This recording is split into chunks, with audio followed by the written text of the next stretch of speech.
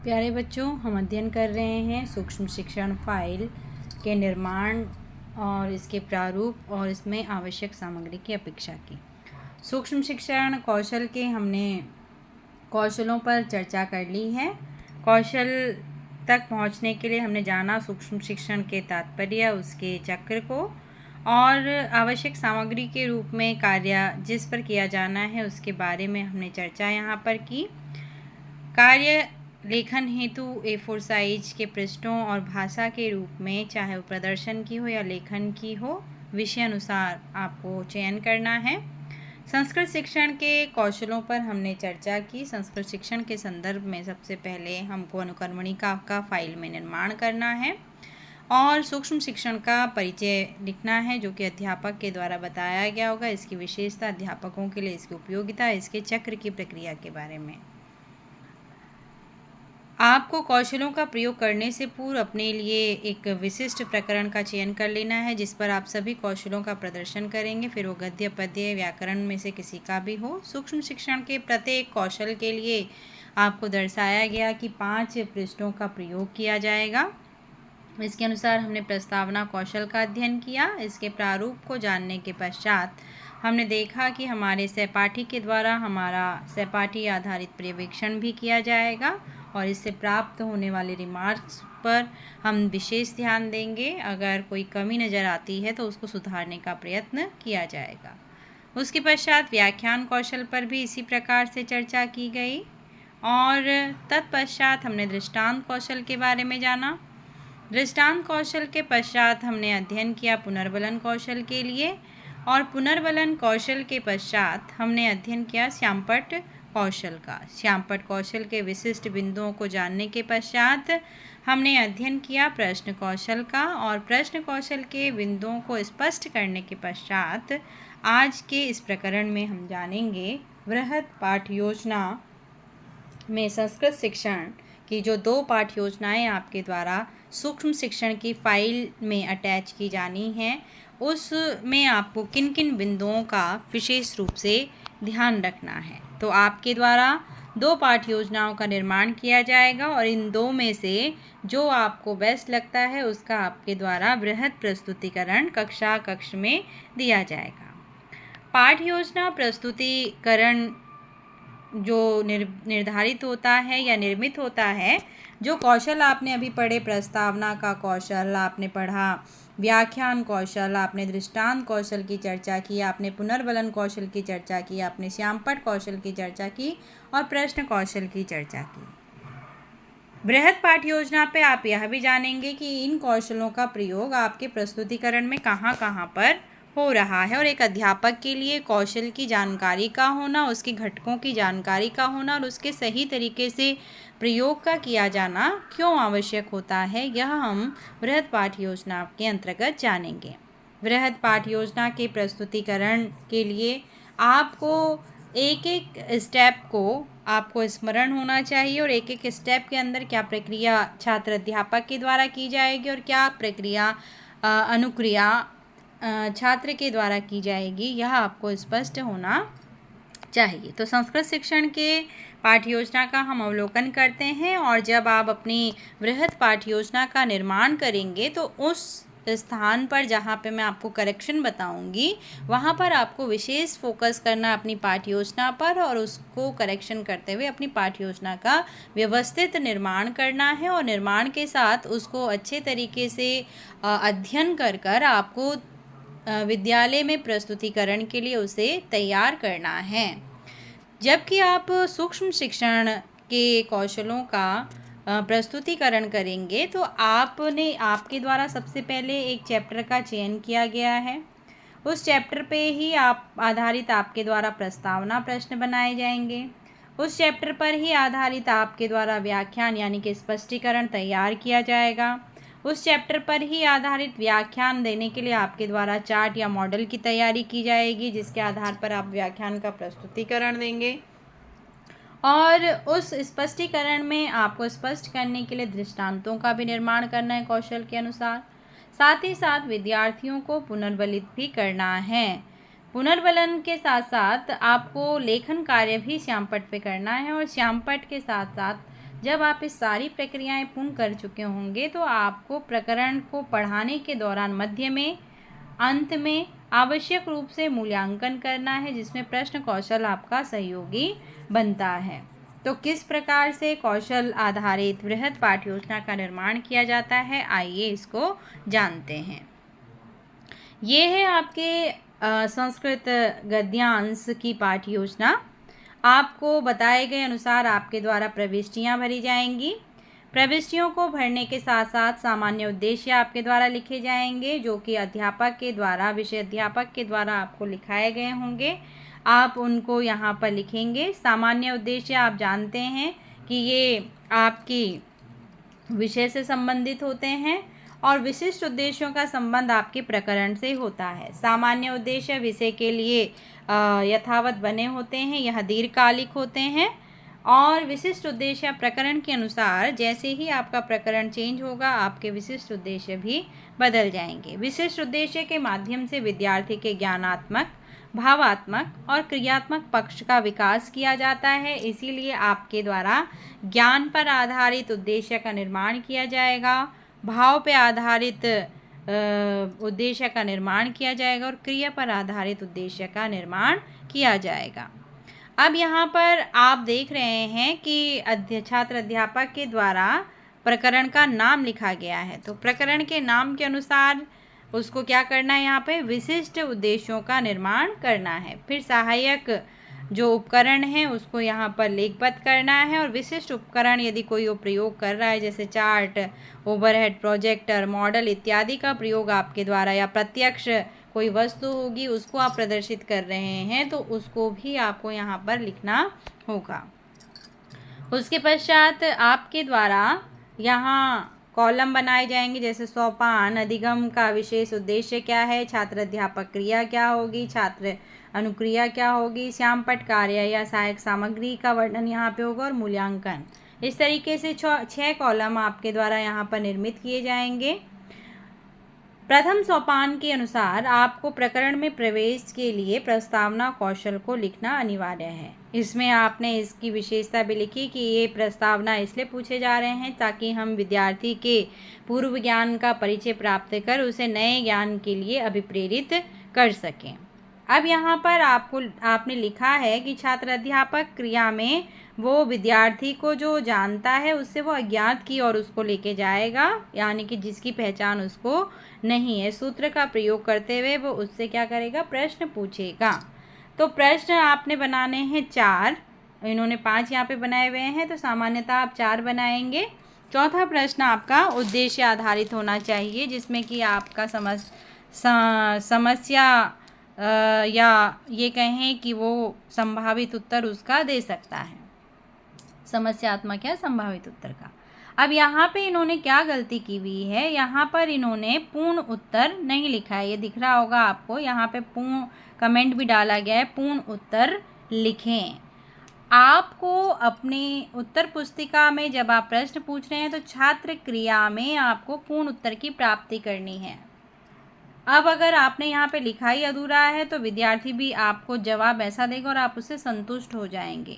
आपको बार बार कहा जाता है, आपने प्रश्न पूछा, उसे पूर्ण उत्तर देने के लिए प्रेरित कीजिए, और जब आप अपने पाठ योजना पर भी इसे लिखेंगे तो यहाँ पूर्ण उत्तर में ही उत्तर को लिखना है। इसीलिए यहाँ कमेंट क्या पड़ गया, कमेंट पड़ गया कि पूर्ण उत्तर लिखें। ये आपका पहला कौशल का पार्ट है। अगर वहाँ पर भी आपने इस तरीके से कौशल के दौरान भी इसी तरीके से लिखा होगा पूर्ण, तो आपकी कॉपी में आपको रिमार्क पड़ जाएगा पूर्ण उत्तर लिखें। उसके पश्चात नेक्स्ट जो कॉलम है जो कि सहायक सामग्री या विधियों से संबंधित, यहाँ श्यामपट्ट लिखा हुआ है। इन प्रश्नों के मध्य में इस कॉलम में आप लिखेंगे प्रश्नोत्तर विधि। आपने अध्ययन किया होगा विधि और प्रविधि में क्या अंतर है, तो यहाँ पर आपके द्वारा लिखा जाएगा प्रश्नोत्तर प्रविधि लिखा जाएगा। क्यों लिखा जाएगा, क्योंकि विधि के अपने नियम होते हैं, अपना एक स्वरूप होता है, एक व्यवस्थित उसके पास कंटेंट होगा और उसके बाद नियम होंगे, उसके बाद उसे प्रयोग में लाया जा रहा होगा। उन नियमों को सरलीकृत करने के लिए हम क्या करते हैं, प्रविधियों का प्रयोग करते हैं, टेक्निक्स का प्रयोग करते हैं, युक्तियों का प्रयोग करते हैं, योजनाओं का प्रयोग करते हैं। तो प्रश्नोत्तर प्रविधि में प्रश्नोत्तर जब हम कर रहे होंगे, प्रश्न कर रहे होंगे प्रस्तावना के, तो यहाँ टेक्निक्स यूज कर रहे हैं हम कि मैं किस तरीके से विद्यार्थी से अपना प्रकरण निकालूंगा। तो उसके लिए आप इस तरीके के प्रश्न लेके आएंगे जिसका कि उसके उस पार्ट के अंदर की विषय वस्तु से अभी कुछ लेना देना नहीं है, केवल उसके चैप्टर के नाम से लेना देना है और उस नाम को आपको लिखाना है, निकलवाना है और श्यामपट्ट पे लिखना है। तो इसके लिए आप युक्तियाँ कर रहे हैं, ट्रिक्स लगा रहे हैं। तो उस ट्रिक्स को यहाँ पर क्या कहा जाएगा, प्रविधि कहा जाएगा। इसीलिए प्रस्तावना प्रश्न में आप किस विधि का प्रयोग कर रहे हैं, प्रश्नोत्तर प्रविधि का। तो चारों प्रश्नों के मध्य में इस कॉलम में आप लिखेंगे प्रश्नोत्तर प्रविधि। ये इंडिकेट करेगा कि इन पे प्रस्तावना पे आपके द्वारा प्रश्नोत्तर प्रविधि का प्रयोग किया जा रहा है। फिर आपको यह भी ध्यान रखना है, जैसे इनके द्वारा यहाँ पे प्रश्न का उत्तर छात्र से निकलवाने का प्रयत्न करके स्वयं ही उत्तर दे दिया गया होगा। तो यहाँ पे लिखा गया है कमेंट कि प्रश्न का उत्तर छात्र से ही निकलवाना सुनिश्चित करें। अध्यापक को हिंट देना है, अध्यापक को स्वयं ही अपने टाइटल का नाम अपने मुख से नहीं कह देना। अगर वो स्वयं कह दे रहा है तो फिर प्रस्तावना प्रश्नों का और प्रीवियस नॉलेज चेकिंग का कोई औचित्य नहीं रह जाता है। इसीलिए विशेष ध्यान रखना है कि जब आप इन प्रश्नों को पूछ रहे हो तो उत्तर विद्यार्थी के मुख से ही निकले और आपका कंटेंट विद्यार्थी के मुख से ही निकलना चाहिए। इसीलिए प्रस्तावना प्रश्नों में आप ट्रिक्स का प्रयोग करेंगे। उस प्रश्न का संबंध विद्यार्थी के पूर्व ज्ञान से होगा, ना कि उस प्रकरण से जिसको आप अभी पढ़ाने वाले हैं। उसके अंदर के मैटर से कोई लेना देना अभी नहीं होगा, क्योंकि आपको टॉपिक निकलवाना है। उसके पश्चात जब आप ये काम पूरा कर लेंगे तो नेक्स्ट स्टेप आपका आ गया है उद्देश्य कथन। यहाँ उद्देश्य स्पष्टीकरण आप करेंगे। आपको प्रस्तावना प्रश्न, जब तक आप उद्देश्य कथन नहीं कहते हैं तब तक आप श्यामपट्ट पर अपना कंटेंट नहीं लिख सकते हैं कि मैं आज क्या प्रकरण पढ़ाने जा रहा हूँ। तो उद्देश्य कथन कहने के बाद आप चौक उठाएंगे और श्यामपट्ट पे प्रकरण को लिखना सुनिश्चित करेंगे। ये स्पष्टीकरण आपने लिखा तो अब आपने क्या खोल ली है, अपनी किताब। यहाँ पर क्या लिख रहा है, पाठ्य पुस्तक विधि प्रयोग हो रही है। यहाँ पे इन्होंने किताब ही बना दी है, तो यहाँ पाठ्य पुस्तक विधि आपने यहाँ पर इस तरीके से लिख दिया। श्यामपट्ट पे लिखना है, इसीलिए यहाँ पे इन्होंने क्या इंडिकेट किया है, श्यामपट्ट को दर्शाया कि मैं ये कार्य श्यामपट्ट पे करूँगा। तो आपके द्वारा भी ऐसे ही किया जाएगा। ठीक, उसके बाद अब आ जाता है प्रेजेंटेशन की बारी। अब यहाँ पर आप अपना उद्देश्य स्पष्ट करेंगे। पाठोन्मुखीकरण यहाँ पे लिखा हुआ है, यहाँ पे लिखा भी हुआ है कि हम विद्यार्थी को रुचि के साथ में फिर वहाँ पाठ्य पुस्तक उद्घाटित करने का संकेत देंगे। छात्र अपनी पाठ्य पुस्तक को उद्घाटित करेंगे। और अब आदर्श वाचन नेक्स्ट स्टेप के रूप में आपके द्वारा शुरू कर दिया जाएगा। यहाँ पर आपको विशेष फोकस देना है, विशेष ध्यान देना है। ये उद्देश्य लिखने के पश्चात लिखा हुआ है कि कक्षोचित स्वर में अध्यापक के द्वारा क्या किया जाएगा, वाचन का कार्य किया जाएगा। तो यहाँ पे आपको दिख रही होगी चिटिका, A4 साइज का। इस तरीके से आप पृष्ठ लंबाई में काट लेंगे और अपने प्रकरण का नाम लिखने के बाद जो पढ़ाने वाले हैं उसको लिखना शुरू कर देंगे जहाँ तक पढ़ाएंगे। ये क्यों लगा रखी है यहाँ पे चिटिका? इस चिटिका का कार्य है, जब मान लीजिए मैं आपकी कक्षा में आपको ऑब्जर्वेशन के लिए आई तो किताब आपके हाथ में है, मैं आदर्श वाचन करते जब आप कर रहे थे तब आपकी कक्षा में आपका मूल्यांकन करने के लिए आई। आपके हाथ में तो किताब होगी, मेरे हाथ में केवल आपका बना हुआ ये पाठ्य योजना का प्रारूप होगा और इसमें कहीं भी वो नहीं लिखा हुआ है जो आप पढ़ा रहे होंगे। तो ऐसी स्थिति में आपकी चिट्टिका यदि आपने चिपका रखी है कि आप क्या पढ़ाने वाले हैं, तो ऐसी स्थिति में मैं आऊँगी आदर्श वाचन वाले कॉलम में। ये लाइन जैसे ही आपकी ख़त्म होगी आदर्श वाचन की, कि वाचन करोति लिखा हुआ है आपने, उसके बाद थोड़ा सा स्पेस छोड़ के इस चिट्टिका को चिपका देना है। ये नीचे अनुवाचन में नहीं चिपकेगी।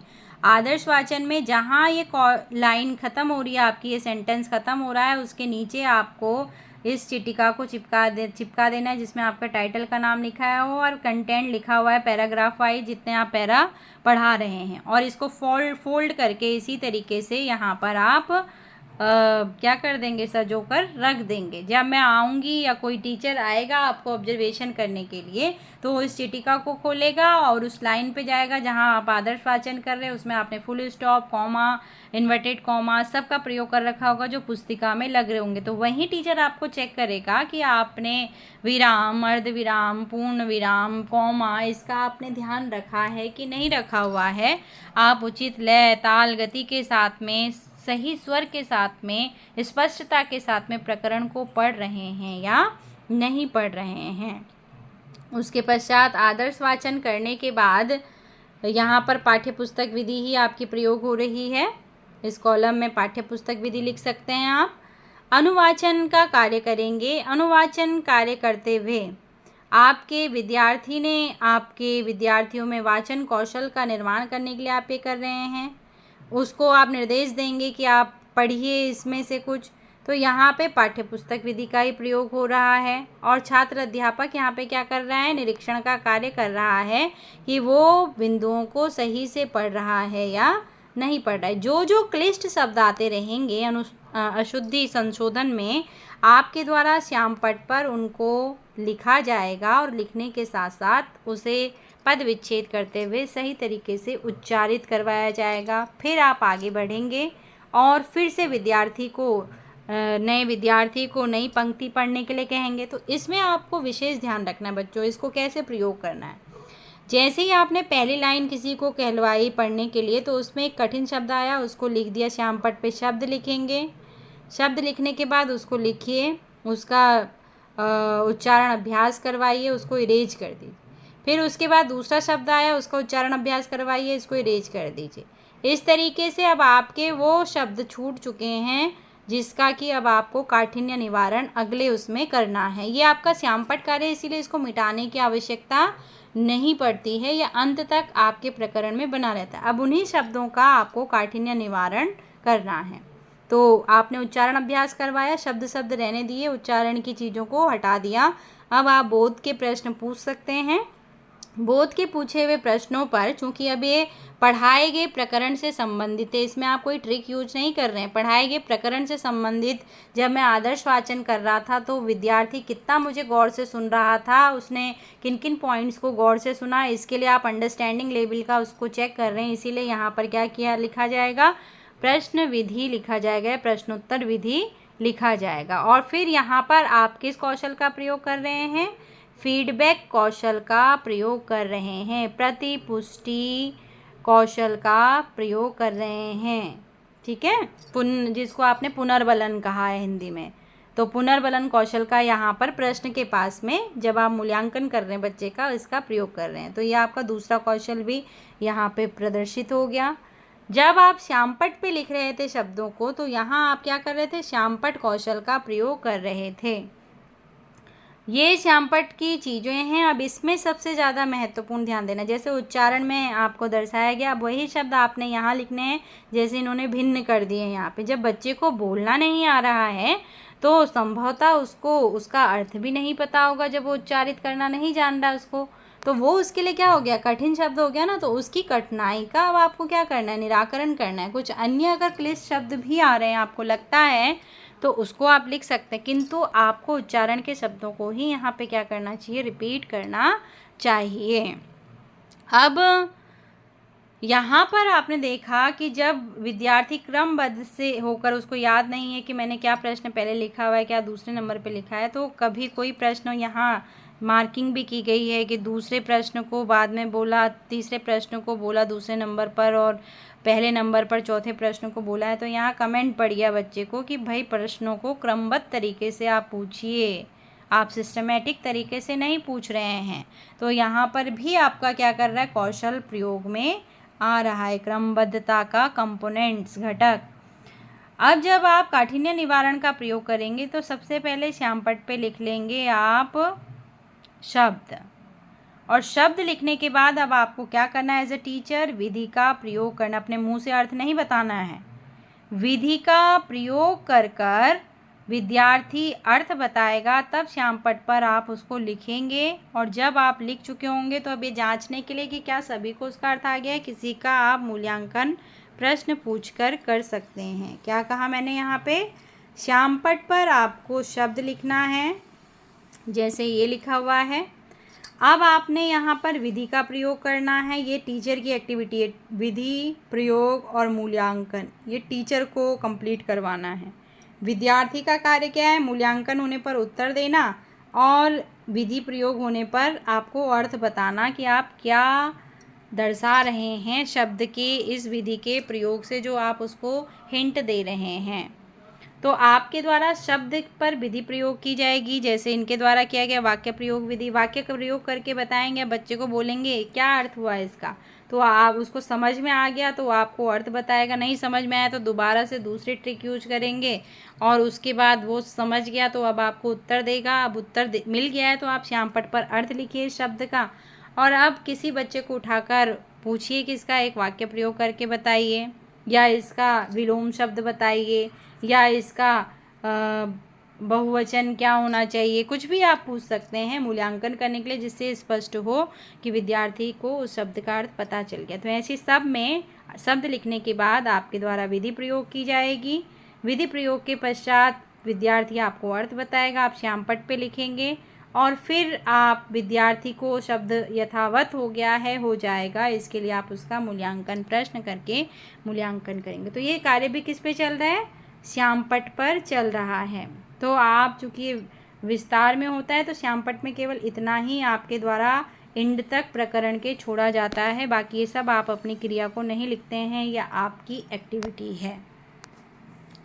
अब आ जाता है अध्यापक स्पष्टीकरण यानी कि व्याख्यान कौशल, और ये आपका आ गया है चार्ट प्रदर्शन जो कि व्याख्यान के साथ चलेगा। अध्यापक के द्वारा यहाँ सरल शब्दों में जो उनके द्वारा प्रकरण पढ़ाया जा रहा होगा उसका स्पष्टीकरण दिया गया है। सभी छात्र सावधानी से सुनेंगे और चार्ट की तरफ देखेंगे और चार्ट से प्रकरण को स्पष्ट किया जाएगा और यहाँ लिखा जाएगा चार्ट प्रदर्शन। चार्ट बनाते हुए यह विशेष ध्यान रखना है कि चार्ट के टॉप में या नीचे आपको टाइटल ज़रूर लिखना है, जो आपके प्रकरण का टाइटल है। बिना टाइटल का चार्ट प्रयोग नहीं करना है। विद्यार्थी को भी पता होना चाहिए कि हम क्या पढ़ रहे हैं। अब ये प्रकरण बनाने के बाद और चार्ट को पढ़ाने के बाद अब आप अपना चार्ट हटा देंगे दीवार से।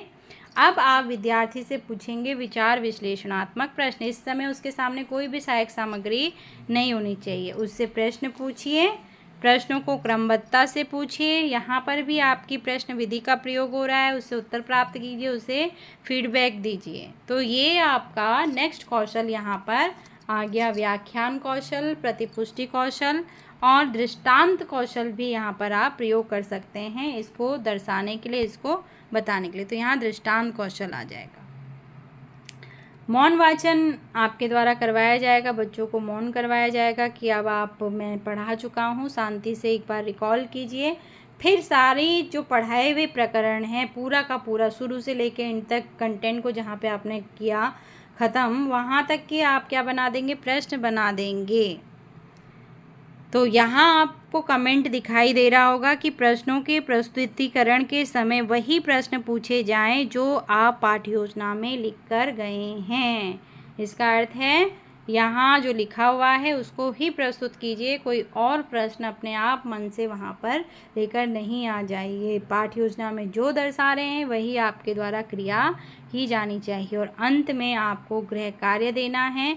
गृह कार्य के लिए यहाँ पुनः आपके द्वारा काले चार्ट का श्यामपट्ट चिपका दिया जाएगा और काले श्यामपट्ट के साथ आप अपने पाठ्य वस्तु को यहीं पर समाप्त कर देंगे। और दूसरे दिन जब आप कक्षा में जाएंगे तो आपको रिकॉल करवाते हुए आपको विद्यार्थियों के होमवर्क को भी चेक करना है। तो यहाँ पे कमेंट पड़ा है, चूँकि इन्होंने बहुत ही व्यवस्थित, कहीं कहीं पर त्रुटियाँ जो थी वो प्रस्तुतिकरण के दौरान उनको बता दी गई हैं, लेकिन पाठ्य योजना बहुत ही व्यवस्थित तरीके से बना हुआ है। आप सभी को इसी व्यवस्थित तरीके को अपनाना है अपनी पाठ्य योजना के निर्माण में। जैसे कि मुख्यतः ध्यान रखना है हर पाठ्य योजना में आपके द्वारा स्पष्टीकरण में इस तरीके से चार्ट मॉडल का चित्र, इसको कहते हैं मिनिएचर यानी सूक्ष्म प्रारूप, चिपका हुआ होना चाहिए।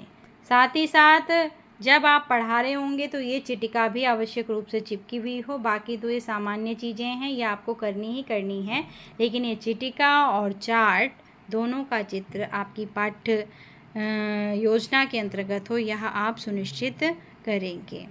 तो इतना आपके द्वारा संस्कृत शिक्षण के अंतर्गत 2 पाठ्य योजनाओं के रूप में किया जाएगा। द्वितीय शिक्षण बिंदु हिंदी शिक्षण है, तो इसमें भी आप फिर से क्या करेंगे, इस तरीके से आपने बुकमार्क लगा देना है बीच में उसी फाइल में जिसमें आप पहला संस्कृत का काम कर चुके हैं। बुकमार्क का पेज लगाने के बाद अब आप अनुक्रमणिका बनाएंगे अपने द्वितीय विषय की, जिसका हिंदी है हिंदी, जिसका एसएसटी है एसएसटी, जिसका अंग्रेजी है अंग्रेजी। यहाँ कॉमनली हिंदी लिखा गया है, तो आप एसएसटी वाले भी और अंग्रेजी वाले भी अपना बुकमार्क बनाएंगे अपने सब्जेक्ट का, और उसके बाद अपने प्रस्तुतिकरण किए जाने वाले कौशलों की अनुक्रमणिका बनाएंगे। और वहाँ भी उसी तरीके से अपने पाठ का चयन करते हुए सूक्ष्म शिक्षण के जैसे कौशल पूर्व में बताए गए हैं वैसे अपने कौशलों पर कार्य करेंगे, अपने सहपाठियों से पर्यवेक्षण करवाएंगे, और जिस तरीके से संस्कृत गद्यांश की पाठ्य योजना के बिंदुओं को आपको बताया गया उसका यहाँ पे प्रयोग करेंगे। अंग्रेजी वाले अंग्रेजी की पाठ्य योजना और एसएसटी वाले के चूँकि स्टेप्स बिल्कुल अलग होते हैं, तो वो एसएसटी वाले टीचर्स के द्वारा बताए गए स्टेप्स को फॉलो करते हुए अपनी पाठ्य योजना को बनाएंगे। तो ये था आपका सूक्ष्म शिक्षण का प्रारूप, वृहद पाठ्य योजना का प्रारूप, उसमें ध्यान दिए जाने वाले बिंदुओं का प्रयोग किस तरीके से आप करेंगे। तो यहीं पर हमारा प्रकरण समाप्त होता है। अब आप अपनी ये पूरी की पूरी फाइल इसी तरीके से व्यवस्थित कर समय से कार्य को पूर्ण कर विभाग में क्या करेंगे, जमा करना सुनिश्चित करेंगे। धन्यवाद।